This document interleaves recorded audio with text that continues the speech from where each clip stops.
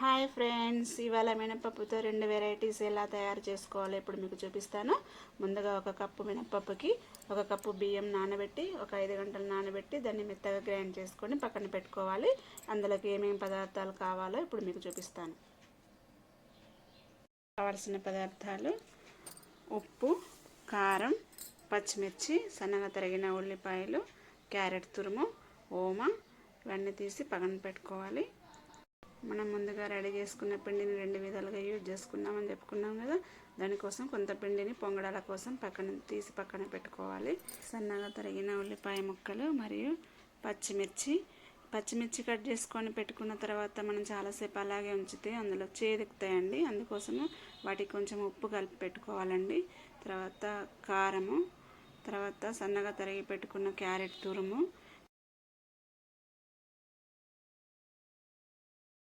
కొంచెం ఉప్పు, రుచికి సరిపడా ఉప్పు వేసుకొని మొత్తం అంతా మిక్స్ అయ్యే విధంగా కలుపుకోవాలండి.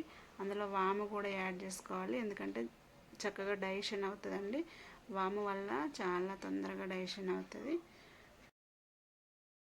మొత్తం అంతా ఇలా మిక్స్ చేసుకోవాలండి. అంతా కలిసిపోయే విధంగా కలుపుకోవాలి. వీడియోలో చూపిస్తున్నట్టుగా అలా మొత్తం కలుపుకొని కొంచెం వాటర్ యాడ్ చేసుకోవాలండి, ఎందుకంటే చాలా గట్టిగా ఉంటుంది కదా. పొంగడాలు గట్టిగా వస్తాయండి, పిండి ఉడకదండి లోపల. అందుకని కొంచెం నేను వాటర్ యాడ్ చేసుకున్నాను. అట్లా వాటర్ యాడ్ ఇలా పిండిని నీట్గా కలుపుకొని పక్కన పెట్టుకోవాలండి. పొంగడాల ప్యాన్ ఉంటుంది కదా, అది తీసుకొని అందులో 1 టేబుల్ స్పూన్ ఆయిల్ ప్రతి ఒక్క దాంట్లో వేసుకొని పెట్టుకోవాలి. అలా ప్రతి ఒక్క దాంట్లో వేసుకోవాలి. అన్నిట్లో ఆయిల్ కొంచెం వేడెక్కిన తర్వాత స్పూన్తో కొంచెం పిండి తీసుకుంటూ ఒక్కొక్కటి నెమ్మదిగా వేసుకోవాలి. అట్లా ప్రతి ఒక్క దాంట్లో వేసుకోవాలి. మొత్తం అన్నిట్లో ఇలా ఒక్కొక్క స్పూన్ వేసుకోవాలి. వేసుకున్న తర్వాత దానిపైన ఒక మూత పెట్టుకోవాలి. ఒక 2 మినిట్స్ తర్వాత తీస్తే చూడండి ఎలా ఉబ్బిపోయాయో, మెత్తగా వస్తాయండి. చూడండి, మెల్లగా దాన్ని రివర్స్ చేయాలి, 2 వైపులా తిప్పాలండి. తిప్పితే లోపల కూడా ఉడుకుతుంది కదా. క్యారెట్, మనం ఉల్లిపాయ ముక్కలు అవన్నీ వేసాం కదా, అవన్నీ 2 వైపులా తిప్పి పెట్టుకుంటే చాలా బాగా ఉడికిపోతాయండి. చూడండి కలర్ఫుల్గా ఎలా కనబడుతున్నాయో. ఇలా ఒక్కొక్కటి తీసి పెట్టుకోవాలి. చూడండి ఎంత బాగా కనబడుతున్నాయో, చాలా టేస్టీగా ఉంటాయండి.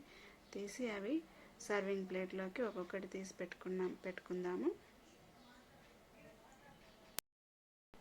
ఇలా ఒక్కొక్కటి తీసి సర్వింగ్ ప్లేట్లోకి సర్వ్ చేసుకోవాలండి. ఇలాగే మీ ఇంట్లో కూడా ట్రై చేసి చూడండి, చాలా బాగుంటాయండి. చాలా మెత్తగా ఉంటాయి. చిన్నపిల్లలు ఇందులో క్యారెట్ వేసాం కాబట్టి ఇవి వాళ్ళకు తెలియకుండానే వాళ్ళ కడుపులోకి పోయి చాలా ఆరోగ్యంగా కూడా ఉంటుందండి. ఇప్పుడు దోశకి కూడా మనం చేసుకోవాలి కదా. ఆ పిండి రెడీ చేసుకున్న పిండిని కొంచెం అందులో క్యారెట్ తురుము వేసుకోవాలండి. తర్వాత అందులోకి సన్నగా తరిగిన ఉల్లిపాయ ముక్కలు కూడా వేసుకోవాలి. ఉల్లిపాయ ముక్కల్ని చిదిమి వేసుకోవాలండి, ఎందుకంటే దోశ వేసుకుంటున్నాం కాబట్టి గట్టిగా ఉంటే అందులో అవి ఉడకాయండి. అందుకని నేను వీడియోలో చూపిస్తున్న విధంగా చిదమాలండి. తర్వాత అందులో కొంచెం సాల్ట్, ముందుగా మనం సన్నగా తరిగి పెట్టుకున్న పచ్చిమిర్చి ఉన్నాయి కదా, అవి 4 ముక్కలు వేసుకోవాలి. వేసుకొని అందులో అది మొత్తం స్పూన్తో కొంచెం వాటర్ యాడ్ చేసుకుంటూ కలుపుకోవాలి. కొంచెం జారుడుగా గంట జారుడుగా ఉండేటట్టు కలుపుకోవాలి. మొత్తం అంతా మిక్స్ అయ్యే విధంగా క్యారెట్, ఉల్లిపాయ, పచ్చిమిర్చి అన్నీ మిక్స్ అయ్యే విధంగా కలుపుకోవాలి. అలా కలుపుకొని పక్కన పెట్టుకోవాలి. తర్వాత ఒక ఉల్లిపాయను తీసుకొని మధ్యలో కట్ చేసుకొని ఒక చాక్తో కానీ స్పూన్తో కానీ గుచ్చుకొని ప్యాన్ పైన అలా రాసుకోవాలి. అలా చేస్తే దోశ చక్కగా వస్తుందండి, చిరిగిపోకుండా వస్తుందండి. దోశ వేయడం రాని వాళ్ళ కూడా అలా వేసుకుంటే వస్తుందండి. బియ్యం పిండి అట్లు కూడా కొంతమందికి సరిగ్గా రావు కదా, ఇలా చేస్తే కరెక్ట్గా వస్తుందండి. అలాగే గంటతోటి పిండి తీసుకొని అలా మెల్లగా ప్యాన్ పైన వేసుకోవాలి. క్యారెట్, పచ్చిమిర్చి అవన్నీ వేసాం కదా, అవన్నీ చాలా చక్కగా అనిపిస్తున్నాయి కదా. అలా వేసుకొని ఒక 2 మినిట్స్ తర్వాత మళ్ళీ కొంచెం ఆయిల్ స్పూన్తో తీసుకొని చుట్టూ అలా వేసుకోవాలి. వేసుకుంటే దోశ పర్ఫెక్ట్గా వస్తుందండి.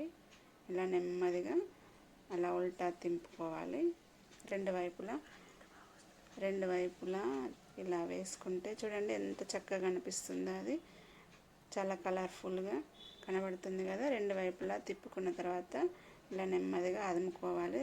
చాలా చక్కగా వచ్చింది కదండి. చూడండి పొంగడాలు, దోశలు రెండు రెడీ అయిపోయాయండి. చాలా మీరు ఇంట్లో ఒకసారి ట్రై చేసి చూడండి, చాలా చక్కగా ఉంటాయండి ఇవి. అలాగే ఆరోగ్యానికి కూడా చాలా మంచిదండి. నేను ఇంట్లో దొండకాయ పచ్చడి చేసుకొని రెడీగా పెట్టుకున్నాను. చట్నీతో తినేస్తే ఇంకా